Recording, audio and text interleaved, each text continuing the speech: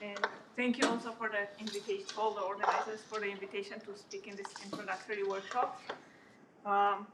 So I finally submitted the titles, and I'll tell you the titles for both talks. So I call them G-manifolds and Equivariant Homotopy theory, and G-manifolds and Equivariant K-theory. So today I kind of want to give you an overview of some questions, some questions that come up in the classification of manifolds and how they have motivated equivariant homotopy theory.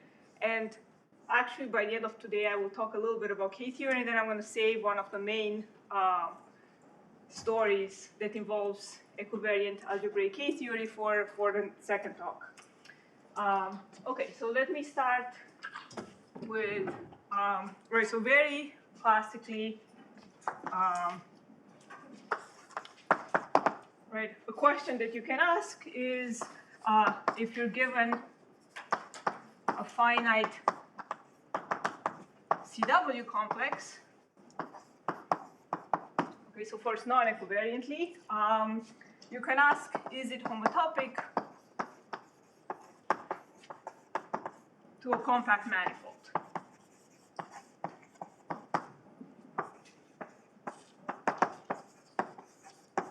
And I guess what I want to demonstrate is that even starting from this very first kind of question, you can't get by without really dealing with what we saw yesterday is genuine equivariant homotopy theory, as opposed to just naive homotopy theory, just group actions. So what is the first obstruction to this question that we all learned in the first class in algebraic topology? Well, it's Poincaré duality. Okay, so now kind of what happens equivariantly.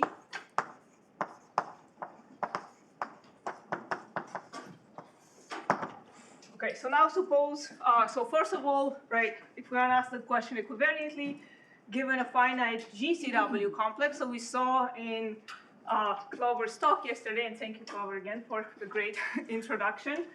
I'm going to use many things from your talk. Right, so remember from yesterday, right, so a GCW complex, or maybe more informally, right, so remember that equivariant points, Clover told us, are orbits, and this is built out of cells of type G mod H, so an orbit times a cell.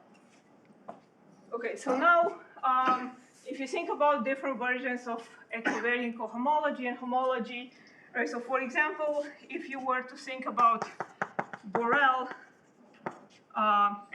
homology and cohomology and plug in even an orbit with some abelian group coefficients, well, we know this is just the group homology of H, and well, same for cohomology.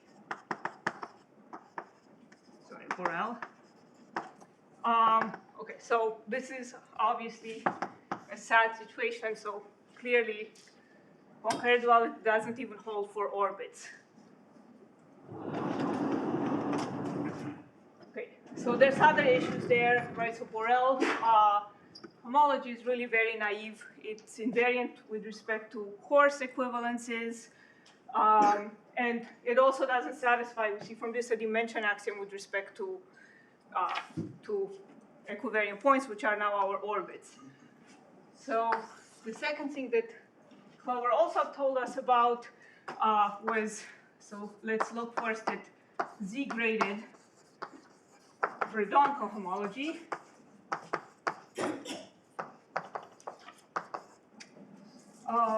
And right, so this is now valued, remember, in a coefficient system. And this is really built out of the equivariant cells. So we have a cohomology and a homology. And so here the situation is much better. This is invariant with respect to genuine equivalences on fixed points. And it does have a dimension axiom for orbits, which are our points. So if I plug in G mod H, I get exactly the value of the coefficient system at G mod H. And we can see, so Poincaré duality holds, it does hold for G mod H's. Also, I could cross this with a manifold with trivial action. But that's about it. You can't have non-trivial representations showing up in your tangent spaces here.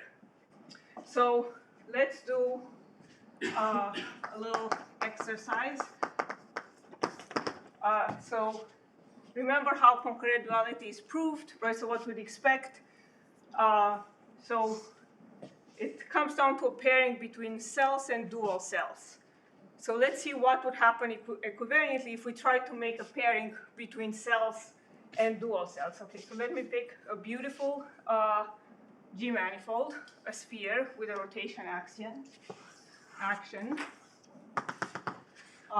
Okay, so let's suppose that this is C3 acting by rotation. And now I will try to use the colors. We'll see how successful this is. Okay, so I'm going to build this as a GCW complex, but one that actually comes from a triangulation. Okay, so remember that how our CW complexes are built, right? I need to attach a whole orbit every time I attach a cell. So I'm going to start maybe with, so these two are fixed. So those are my only fixed points. Okay, so I have these two cells that are, sorry, I'm going to put one more zero cell first, and then I'll name them. Okay, and now I'm going to pick this zero cell, but this I need to attach with its entire orbit. So it's going to come with two more points. Okay, so in total I have attached 3 zero cells. So 2 of them are of type, so 2 of type, so fixed, so C3 mod C3, and 1 of free type, so this is the yellow one. Okay, so now, okay, I'm sure I'm going to mess up the colors in the end, but let's enjoy the colorful picture for now. Okay, so now I'm going to attach some 1 cells. So I'm going to attach, so let's start with this maybe. So that's a 1 cell. Again, I need to attach it with its entire orbit. Okay, now I'm going to attach this 1 cell. Again, this gets attached with its entire orbit. Okay, and lastly this one. Okay, so in total I have attached 3 1 cells, and all 3 are of type, they are all free. Okay, and now I have run out of colors, so we'll just use the white for the 2 cells. So now I'm going to attach 2 zero cells. So now it's harder to draw. Okay, so 1, right, is going to be this little triangle, right, and there's going to be 3 of them when I rotate around. And then same on the bottom, right, I'm going to have,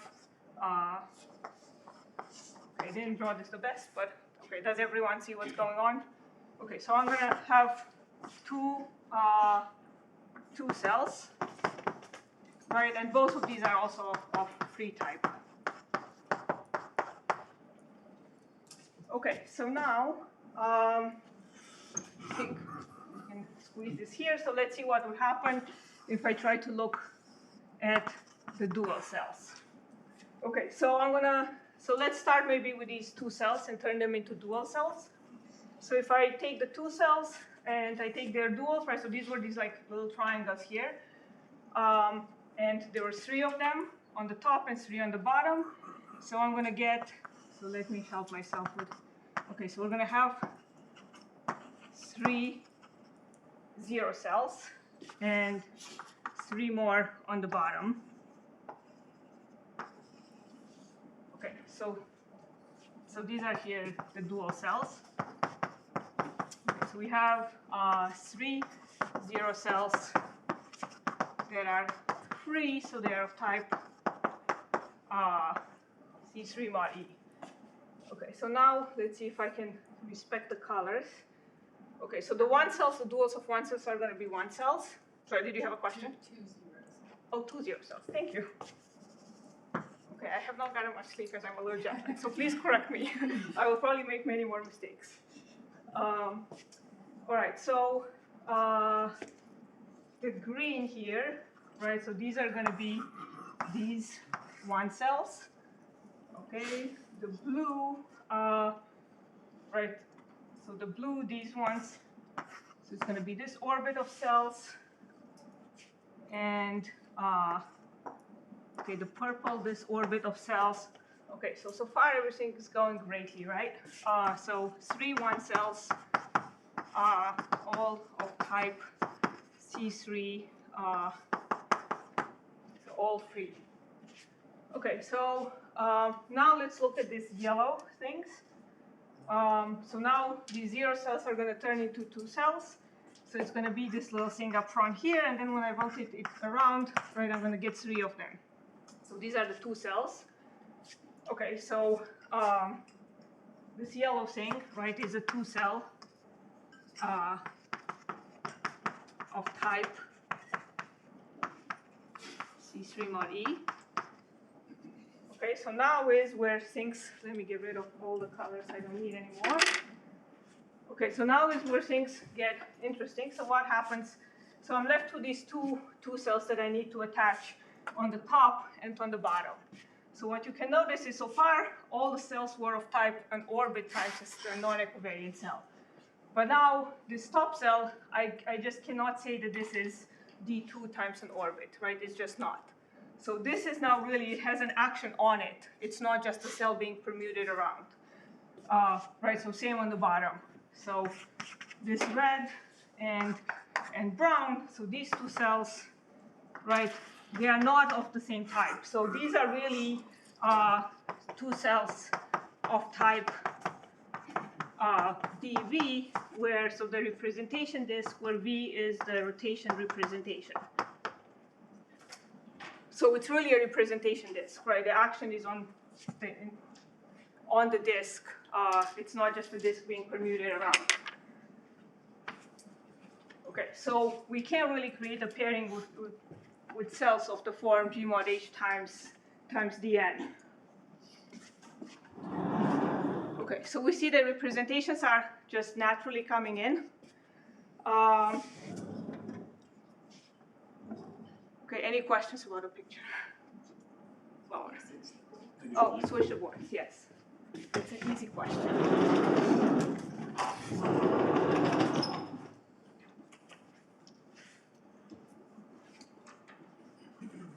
Okay, so this is related to what Clover was talking about yesterday. Right, so what Clover taught us yesterday was that the integer graded Verdon homology, with coefficients in a coefficient system, so that this is not fully stable equivariantly. Right, in particular, it doesn't have suspension isomorphisms with respect to representation spheres. And when you suspend with respect to a representation sphere, that's exactly the kind of cells that would come in. So we have suspension isomorphisms so far only with respect to trivial spheres.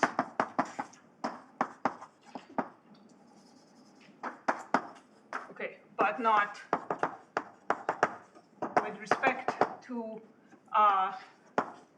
suspension V. And secretly, of course, right, what's going on is that the stable dual of a manifold, of a G-manifold, you have to embed it into a representation, and its stable dual is a D-suspension of that representation of the tone space of the normal bundle. You have to take a D-suspension of that representation. So that's what's secretly going on. Okay, so we see that in order to capture Poincaré duality, even of maybe representation spheres, or simple manifolds that maybe only have one kind of representation showing up as tangent spaces, we need to consider ROG graded right? So need to consider ROG graded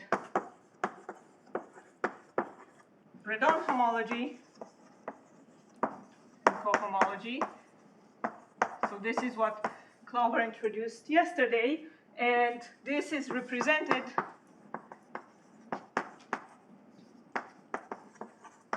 by genuine G spectra. Right, so these are spectra that are indexed on representations. So as an aside, let me just mention and give you some references so you can actually go further. So I'm lying a little bit. If you actually want to have manifolds that have varying tangent representations, you have to go further and you'd have to consider an indexing on representations of what's called a fundamental groupoid. And those kind of theories are represented by equivariant parameterized spectra. So this is not going to be relevant to the rest of today, but I just want to give you some, I just want to mention some current work so that you see that people are still thinking about this. So this is not just an old story that motivated equivariant homotopy theory. So there's still some, so I just want to mention some new work. Okay, so the old work and very classical work, there's a lot of work of, if you want to read more about this, of Kostanoglu and Weiner. And they have a book actually, so that would be a good place to read about this, it's called Ordinary Equivariant Homology and Cohomology. And there they go further and also do the version that's graded on the fundamental groupoid that applies now to all G-manifolds, smooth G-manifolds, even for compact Lie groups. And I want to mention, okay, so some very new references.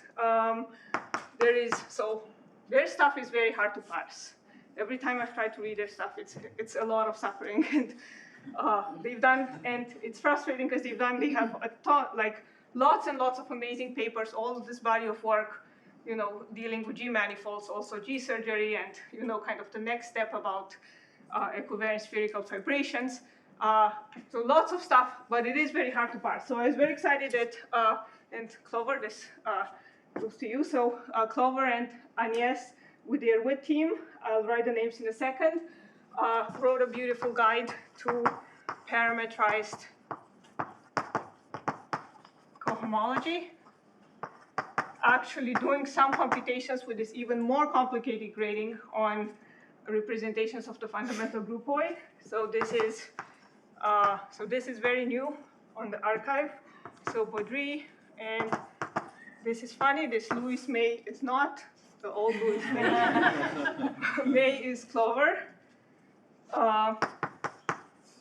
Pauli and Tarum. And then also another very recent piece of work is that goes into doing this in the world of parametrized homotopy theory with infinity categories, is also some impressive body of work called parametrized Poincaré duality. This is also very new in the last year by Hillman, Kirstein, and Kramer. Okay. But so I think that's all I wanted to say about Poincaré duality. But the upshot is that even at this very first question about classifying manifolds, it leads you straight into genuine stable homotopy theory. Okay, so now so I think my goal for today is I want to give you 4 such questions, and one of them, most of it, is going to be saved to talk about next time. Okay, so the next question, which leads more into things that I've thought about, but this is just a classical story that doesn't yet involve G spectra, but only kind of like the pi naught level of what there will be. So let me start again with a classical question, even non-equivariant. If you have manifolds that are homotopy equivalent of the same dimension, So let's maybe say here smooth n-dimensional compact manifolds. You can ask, is there a diffeomorphism from M to N?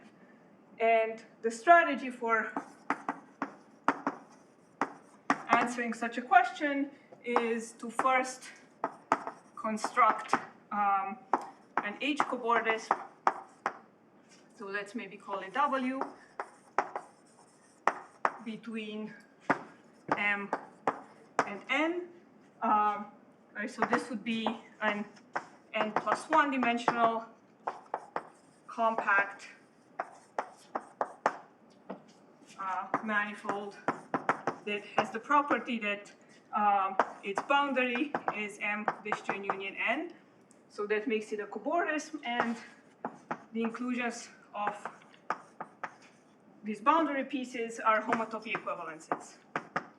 Okay, so for example, the trivial cobordism, or maybe something that doesn't look like the trivial cobordism. But the next obstruction, okay, so first, to do this, there's some surgery obstructions, so something that we will black box. And equivariantly, I think that's still, well, there's people who have done work on this way back, and it's probably a whole area that should also be modernized. And if this is appealing to anyone, advertisement. Okay, so now then the next, so if you get yourself an H-cobordism, then you can ask, well, is it trivial? And if so, then you could conclude that M is G diffeomorphic to N. And now by trivial, right, this would mean G, sorry. I didn't say anything equivariant yet, oh, sorry. For now, I was stating it non-equivariantly. Okay, so a diffeomorphism to the trivial cobordism, and then you could conclude that M is diffeomorphic to N. Okay, so still the non-equivariant story. Right, so what we care about, we see, is obstructions to H-cobordisms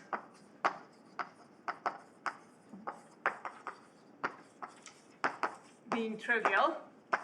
And it turns out that these live in a group. So the big theorem, so actually the combination of some big classical theorems.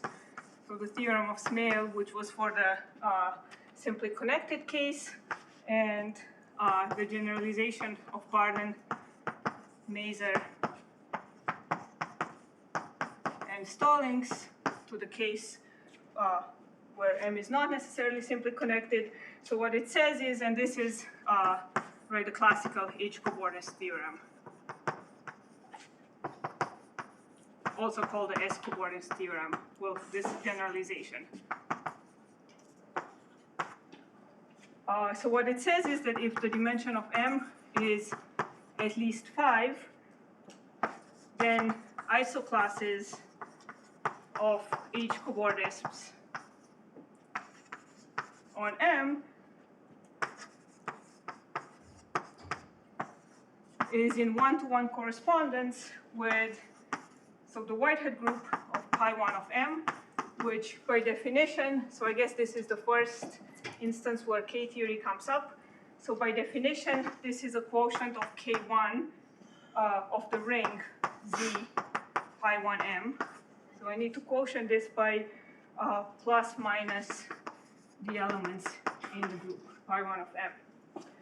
Okay, and the assignment, so the assignment in the group is called, so what's associated to an H-cobordism, which by definition it has this data, a homotopy equivalence M into W, is, so the element in here is called the Whitehead torsion.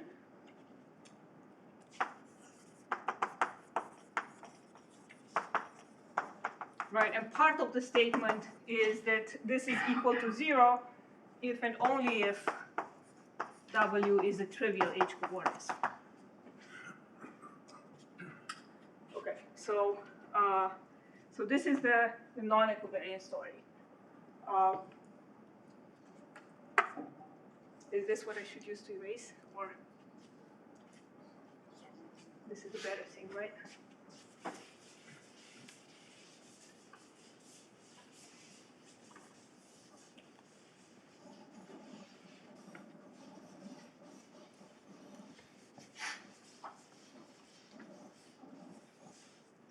Okay, so now equivariantly you can ask the same question.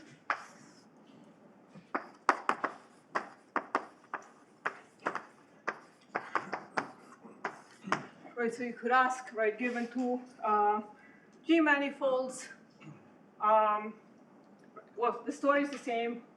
Like, if you ask the same question, you could construct an H-cobordism, but now I need to tell you what an equivariant H-cobordism is. So first, let me just set some notation.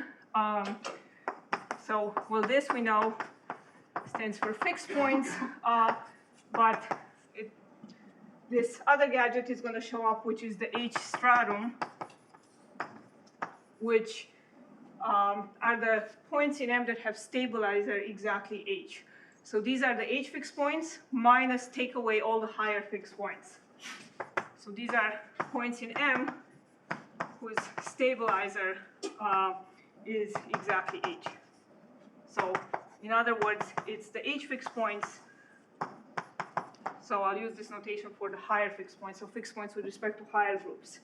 And then, as usual, this will be the Weil group. And this is what still acts on the fixed points. And this also acts on the stratum, and it actually acts on this freely. Okay, so an equivariant H-cobordism is W. So first of all, it's an H-cobordism. I'm not going to repeat that part. And it's such that these inclusions are G homotopy equivalences.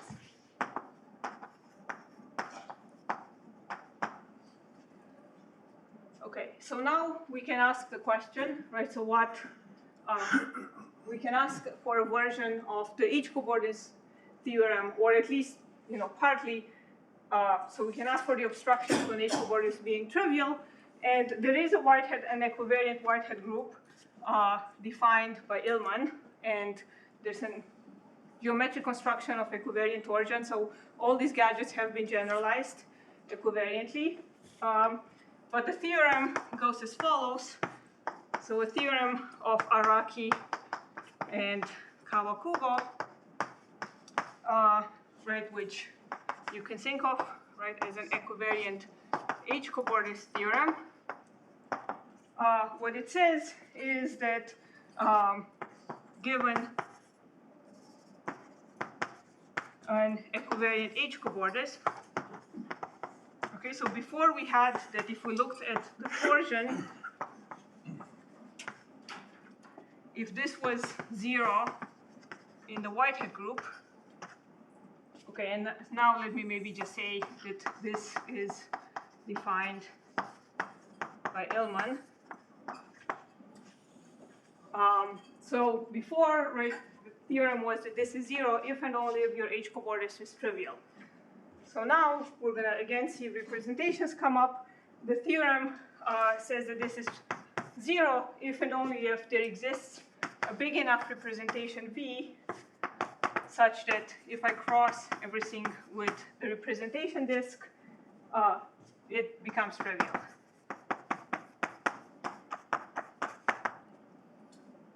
Okay, so again, it's after representations. And maybe I can explain a little bit about what's going on.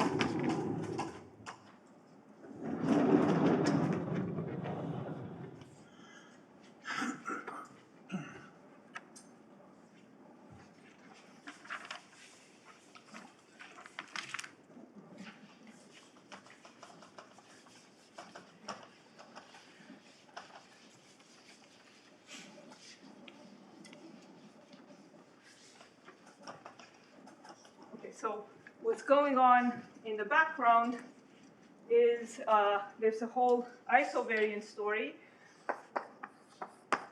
Okay, so let me give the definition, since probably many people have not seen the definition of an isovariant map. Okay, so everybody knows equivariant. Okay, but I guess this is an equivariant workshop, so I guess it's good to learn about isovariance on the first day, or I guess second day.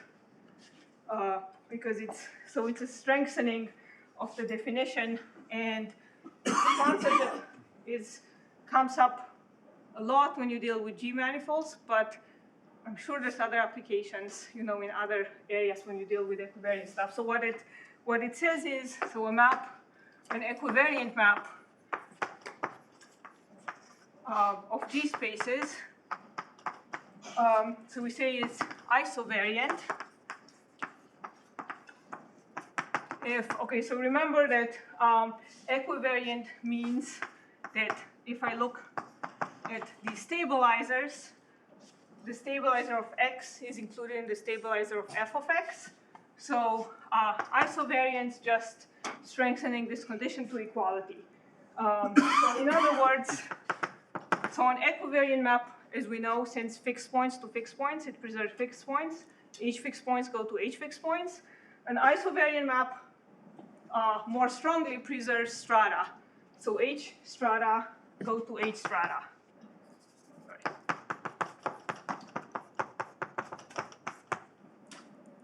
So of course, it's a lot nastier to work with, right? Because you're asking for a lot more. But sometimes, so what happens a lot for these results involving G-manifolds, they often hold for, in the case of the isovariant story, and then you somehow have to reconcile back to the equivariant story that you care about.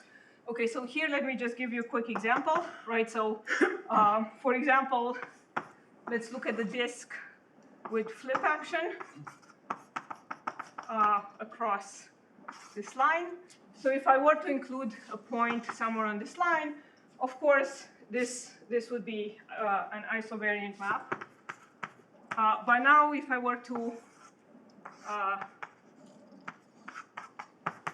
so any such map is equivariant if I project to a point. But now, for example, this projection, right, would not be. So it's not isovariant. Right, so it's because fixed points go to free points. So in this case, we only have two strata because the group is C2. So there's the fixed points and there's the free points. And here free points go to fixed points, which is bad. On the other hand, if we had something like, well, if I projected this to maybe something like this, where this line was collapsed to the point in the middle, that would be fine. Okay, so you just have to be careful with strata actually being preserved, which of course doesn't hold as often. And we also have a notion of an isovariant H-cobordism, right? So this is such that these inclusions are isovariant homotopy equivalences. Okay, so and isovariant homotopy equivalence means all the maps and homotopies are isovariant. So let me point out that any equivariant map that's injective is automatically isovariant. So this condition will hold if the map is injective. So these maps would automatically, these inclusion maps would automatically be isovariant, but it's really a question about all the homotopies preserving all the strata.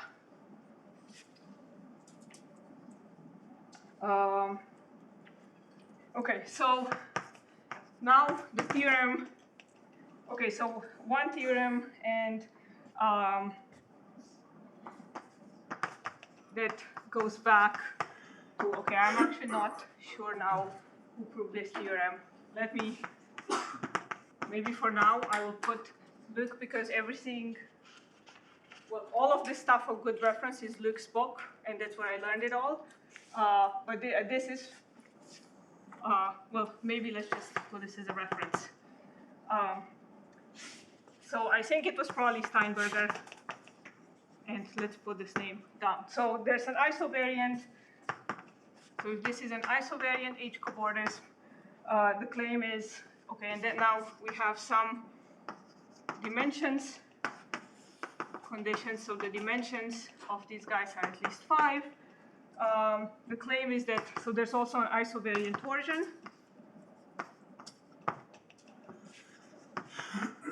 So this is 0 if and only if W is trivial. So the isovariant version of the theorem holds. And then the other theorem, which I think is due to Luke, but okay, I might be wrong. So if M satisfies the weak gap hypothesis, so the following weak gap hypothesis, so if I look at the fixed points with respect to 2 subgroups H and K, which are not equal, so one is bigger than the other, then the dimension of the bigger fixed points, so it's bigger than the dimension of the H fixed points plus 3. So the difference in dimensions is at least 3. And if these things are not connected, then we just have to look at every component and compare components, the dimensions of components. So you can never get, what it's saying is you can never get, so you want it to be at least 3, always. So if it satisfies this weak gap hypothesis, and I guess maybe this is just one hypothesis, so then the claim is, okay, so this was the weak gap hypothesis that we're requiring. So then the claim is that W is an equivariant H-cobordism if and only if it's an isovariant H-cobordism. Okay, so the upshot is, the moral is that, so you want to reduce back to equivariant things, and so what it says is if you have these gap hypotheses, then equivariant would imply isovariant, and then the theorem would hold. So this is how, for example, Araki and Kawakubo proved the theorem. If you cross with a big enough representation, you can force the gap hypothesis to be true. And then you can force isovariants, your H-cobordisms, to be actually isovariant. And this is how a lot of these stories go. And next time we're going to see a higher version of this, where we'll want to take a whole co-limit over representations.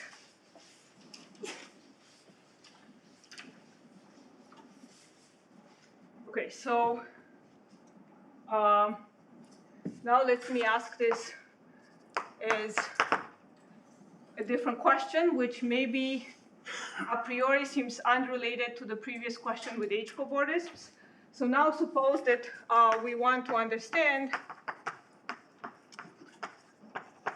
the homotopy type. Right, so we're not interested in just one manifold at a time, but we want to understand the homotopy type of the entire modularized space of manifolds.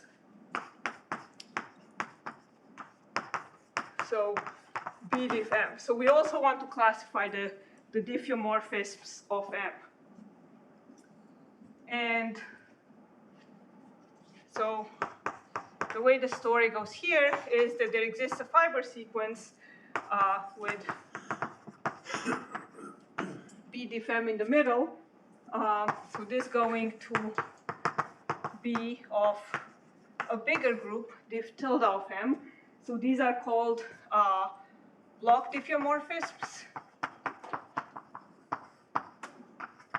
And well, let me just tell you, right? So in diff tilde of M, the zeros, so the zero simplices there are still going to be diffeomorphous, but here the one simplices would be isotopies, and here there would be pseudo-isotopies. So it's a bigger group. So, but all I'll say is that this part can be accessed. So this is accessible via surgery theory. Okay, so there's another fiber sequence that one fits in with involving the gadgets from surgery theory that you can sometimes compute, and you can compute the homotopy groups of this using this other fiber sequence.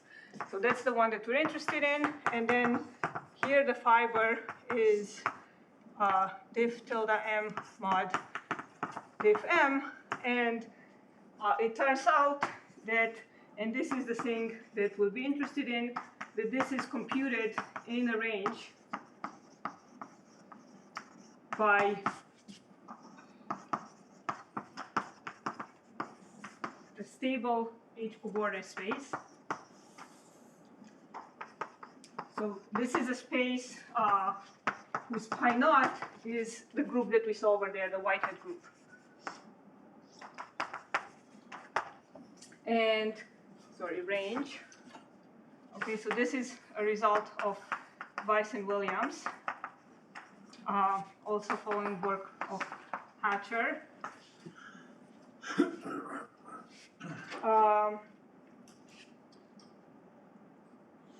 Okay, so this is, and let me maybe take the color now.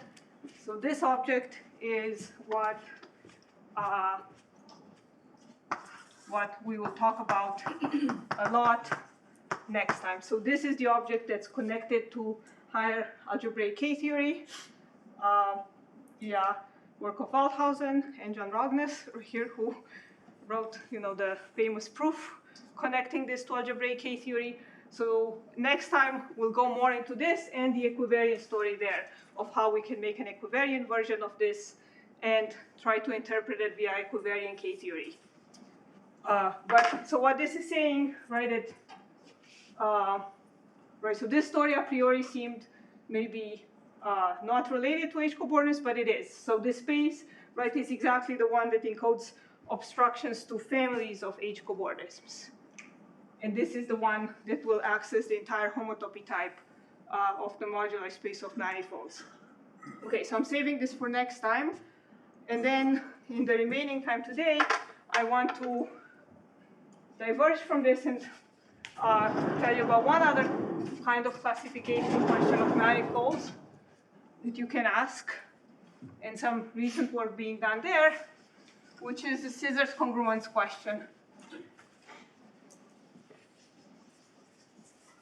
Okay, so question number 3 we'll address next time, and now, so this is a different question, but in the equivariant story, this will be related to the equivariant K-theory that will come up in the answer to question number 3.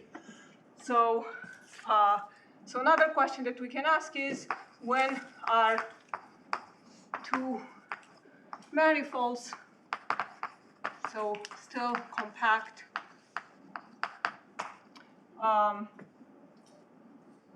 scissors congruent?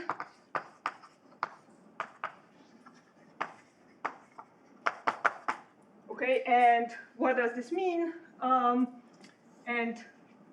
Right, so there's a scissors congruence relation, which actually goes by the name. So scissors congruence, of course, existed, right, for polyhedra, right? It's the subject of Hilbert's famous third question, and there's exactly an analogous story for manifolds. But for manifolds, we called it SK because it stands for Schneiden und Kleben, because it was invented by German authors, right? So this means cut and paste.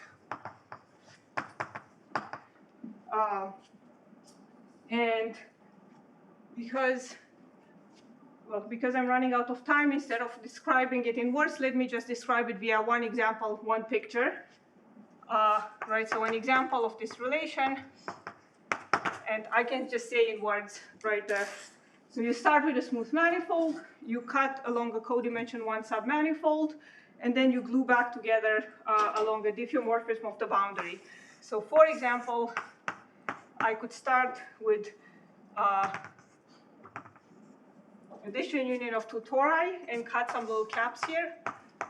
And now I could glue these, and I could glue those boundaries over there. So then what I get is, I'm going to get a double torus and a sphere. Okay, so these two manifolds are SK equivalent, or scissors congruent equivalent.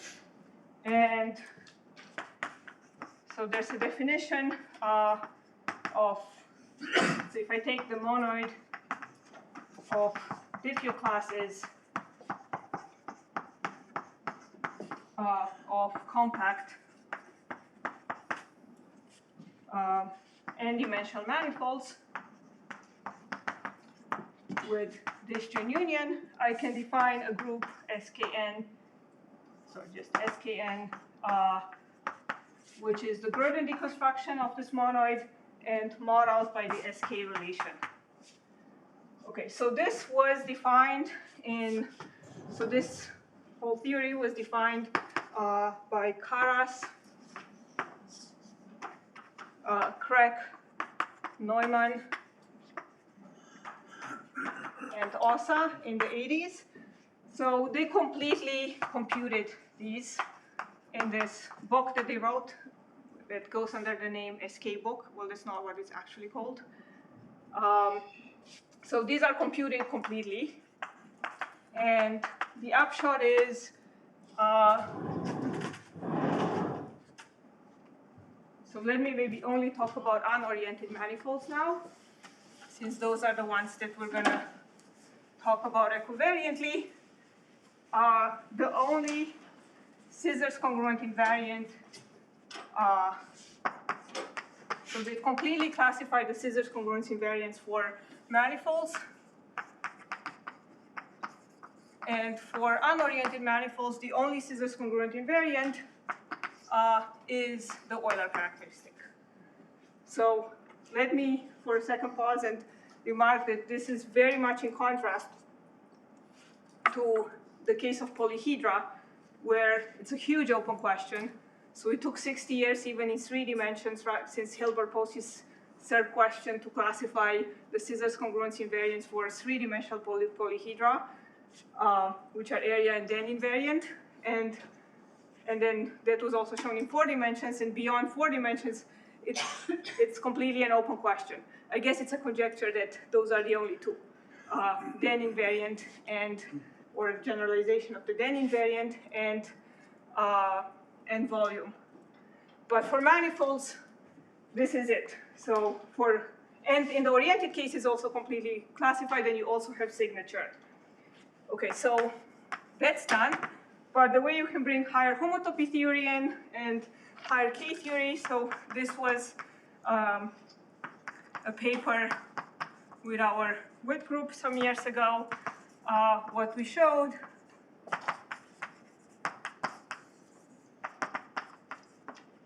is that there exists a spectrum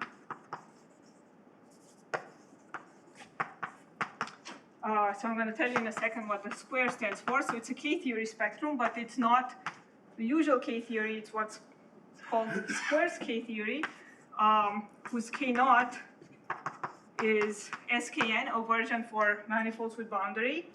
And there exists a map of spectra from this spectrum.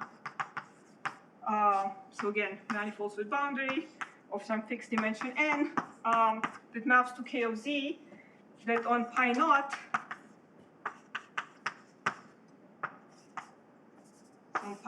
this is Z, and it sends the class of a manifold M to its Euler characteristic.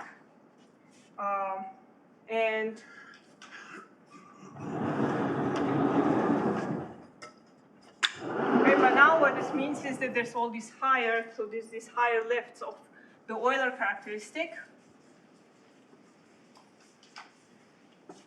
Right, so we can ask what are all the higher levels of this map. So maybe I can mention here that with Raptis and Semikina, we notice the following. So we can make this computation on pi 1. So if I look at K1 of manifolds, well, if I take this map, and I look at its pi 1, so it's a lift of the Euler characteristic on the level of pi 1. So pi 1 of K of Z is Z mod 2Z. If I take a manifold, well, so first of all, we can show that if you take a manifold and a diffeomorphism, that represents an element in K1, as usual in K theory, if you take an object and an automorphism, like this is the usual story. So we definitely cannot compute all of K1, but we're saying such a pair represents an element in there, and this maps to something called the Kervaire Euler characteristic of M.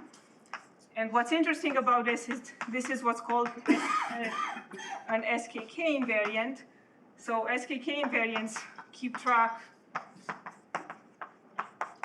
of the gluing diffeomorphisms. And for SKK invariants, so there's also SKK groups, and SKKN is known to be pi naught of the MTSO spectrum. So this is the same as pi 1 of the cobordism category. So we have been investigating the relation between the spectrum and the cobordism spectrum. Okay, but now in the last few minutes, what I want to tell you is just a few words about the equivariant story, which is some new work that together with Julia Semikina, we did together with our collaborative group. I also want to advertise these kind of collaborative workshops that everybody's very familiar with WIT, but there's been a few such workshops with junior people that are not all open only to women. And well, Anna Marie and Tina are some of the organizers. You can ask them. And Julie, I think, has also run some of these. So they're becoming more popular. I'll advertise in a second the junior members in our group. So what we have studied is, so equivariantly, we have looked at the story. And there's an equivariant SK relation, which you can guess. Now you're only allowed to cut along G-invariant submanifolds of codimension 1 and glue along G diffeomorphisms. So maybe, because of time reasons, maybe I'll just leave this as an exercise. Maybe show that S2 with antipodal action, disjoint union, a torus with a flip, that this is G SK equivalent, or I guess here G is C2, to the sphere with flip action across the middle, and the torus, maybe let me draw it like this, with diagonal action. Okay, so now the manifolds are the same, but the actions are different. So it turns out that these two you can make appropriate cuts and glue them cleverly in such a way that you can show that these are actually GSK equivalent. So there's a definition of SK, also such a group, where now we take the monoid of G manifolds, and again we're going to introduce a version with boundary and mod out by the SK relation. And so the last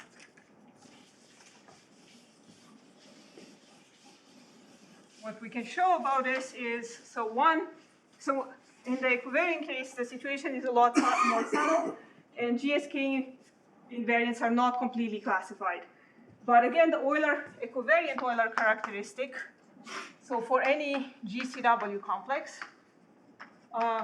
you can define an equivariant Euler characteristic. So you can take the set of cells of dimension k, but now this is a G set. So this is going to live in the Burnside ring. And of course, this is easy to see. This is an GSK invariant, but it turns out that this is not the only one. But it's not the only invariant. And we don't know all of them. There's a conjecture for finite abelian groups, but it's still an open question. Okay, and what I will remark is that the same squares K-theory framework can be used to show that this is also the K naught of a K-theory spectrum of this G manifolds with boundary. sorry, I think the n should go here and the boundary should go here. And so the theorem that we can show, so together with Ming, and, so Julia Semikina, and Ming is a postdoc now who came to this from logic, very impressive, and Alba Sindon Blanco, she's a student of René, who I'm sure you will meet sooner or later, and Lucas Williams is a student of Carey, who, and both of them like to think about manifolds a lot. So what we can show is that there is a map to, okay, so this is something that I will talk about more next time. So it's the fixed points of a K-theory spectrum of, so this underline means something, it's not just Z. It was called a coefficient system, and this is something defined in work of, Andres, are you here?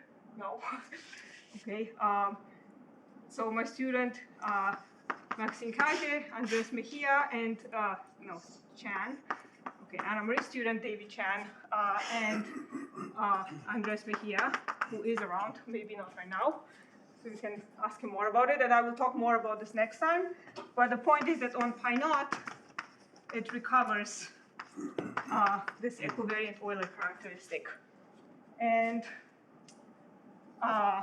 so another thing that we can show is that if you just look at the SK groups, these actually form a Mackey functor. So it's pretty surprising that nobody has considered this before. So there's these equivariant SK groups, and it's not hard to see that they form a Mackey functor. And this map is a map of Mackey functors. So maybe I would just end this story with a conjecture, right, that this should be, so there should be a genuine G spectrum, equivariant scissors congruence, genuine G spectrum for G manifolds, and this should be the fixed point map of G spectra. So there's definitely some evidence of a shadow of higher genuine equivariant structure. So I'll stop here, but maybe let me just quickly say, right, so I put this K squares. So this is a framework, I will black box it, and next time we will not talk more about squares K-theory, probably just classical K-theory. So I'll say now that this is a new framework of combinatorial K-theory following the work of Campbell and Zakharevich, and this appears in a paper with Campbell, Zakharevich, and Kuishper, we also used it in our first WIT paper. So remember, the classical K-theory splits exact sequences, whereas if you have a term A to B to C, it splits that. So what squares K-theory does is it splits square relations in a category. So there's a definition of squares category where you have a notion of distinguished squares, which generalizes exact sequences. And then this is a framework, so we generalize it, classical K-theory, to split more than just exact sequences.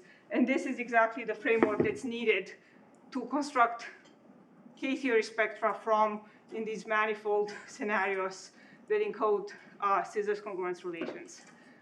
Okay, so I'll stop here, but maybe let me just summarize. So next time we want to come back to this question about the H-cobordism space and the equivariant story.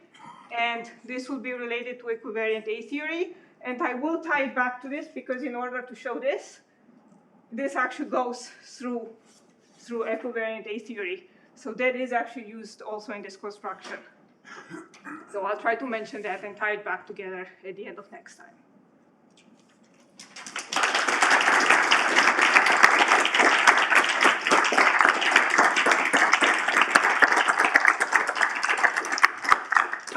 Thank you.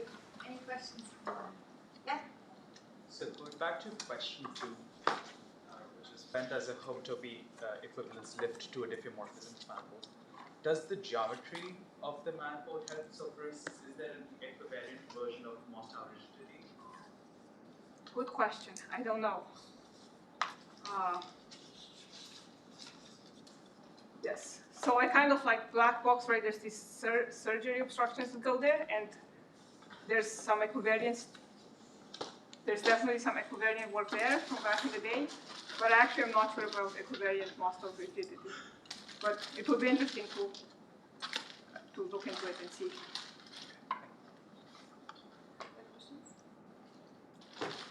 I have a question. How explicit is this construction of the spectrum in this theorem of René, yours, and the other women in topology?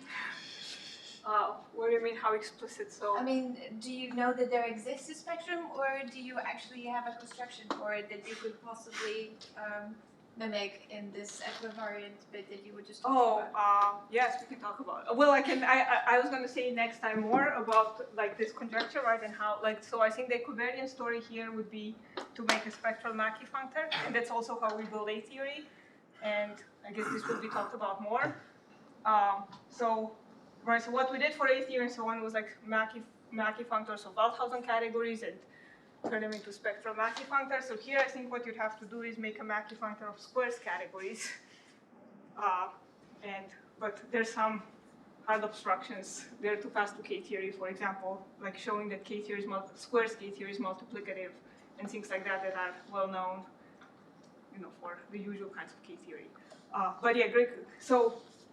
So I think that's how we want to attack this. But yeah, this is explicit. I mean, we have a squares category, and then the construction of the K-theory space is actually very explicit. It's a bisimplicial space. So it's a realization. It's like loops on a bisimplicial space. That's what the squares K-theory is.